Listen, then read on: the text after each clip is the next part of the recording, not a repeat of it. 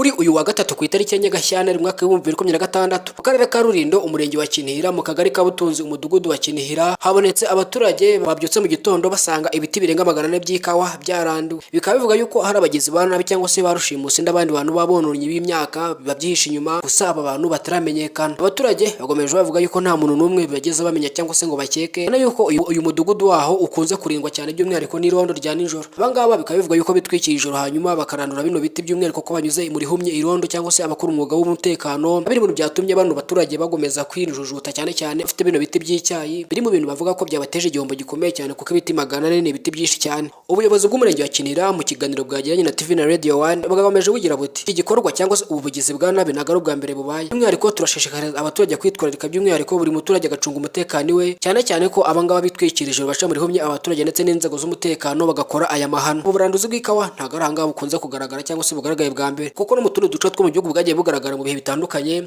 aho abantu bagiye bonona imyaka itandukanye, sikawa gusa n'indi bintu bitandukanye by'umwihariko byiganjemo imyaka. Si mu myaka gusa cyangwa se ibyerekeranye n'ubuhinzi n'ubworozi, kuko no mu bikorwa remezo buno bugizi bwa nabi bwagiye buba mu bihe bitandukanye. Si mu myaka cyangwa se mu buhinzi n'ubworozi, kuko no mu bikorwa remezo buno bugizi bwa nabi bwagiye buba mu bihe bitandukanye, aho abantu bagiye bijojota cyane cyane leta, aho hagiye haba ubujura burimo insinga z'amashanyarazi, ibindi bikorwa remezo bitandukanye byagiye byigwa mu bihe bitandukanye. Bikaba byatumye rero umurenge wa Kinihira ufata ingamba zirimo ubwirinzi cyane cyane gushyiraho uburinzi buhambaye by'umwihariko muri site z'ubuhinzi zitandukanye. Ibi ngibi kandi biri mu myanzuro yafashwe n'akarere ko mu bice byose kano karere gakungahaye kandi tugahabwa umutekano kugira ngo abahinzi n'aborozi bakorera muri aka gace bagomeze kugira umutekano w'ibyabo. Ibi kandi biri mu bintu byishimiwe n'akarere cyane cyane ko bafashe uyu mwanzuro, ariko abaturage bo barijojotera ibi biti birenga 400.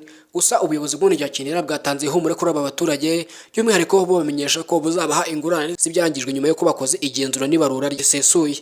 Komeza ubane natwe hano wisanze ari ku Tefa Rwanda. Ndi muri mushyashya turagushishikaza kwiyandikisha. Icyo gukora urakizi. Nitwa Elize Taifa, ndabashimiye cyane. Imana ikomeze bane namwe. Ciao ciao.